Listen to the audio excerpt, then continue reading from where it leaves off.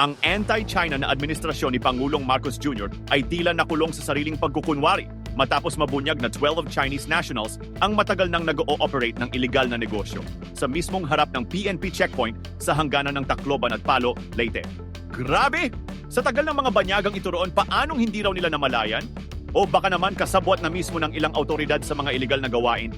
Ang masaklap, hindi gobyerno kundi mga residente ang nakatuklas at nagulat ng irregularidad. Ngunit nang magkabukingan na, sakalang kumilos ang mga otoridad. Tila napilitan dahil alam na ng taumbayan ang katotohanan. Sa huli, malinaw ang larawan. Isang gobyernong maingay sa salita, ngunit tahimik kapag sariling kasabwat ang sangkot. Pakinggan ang pahayag ng mga residente at pagmasdan ang mukha ng opisyal ng PNP na parang alam na niya. Yung lahat. Okay. Okay, sir. Matagal na yan, sir. 2 years na yan. Alam ng CIDG. Oo. At saka dyan mismo, ano yung presinto, ano yan, checkpoint. Checkpoint.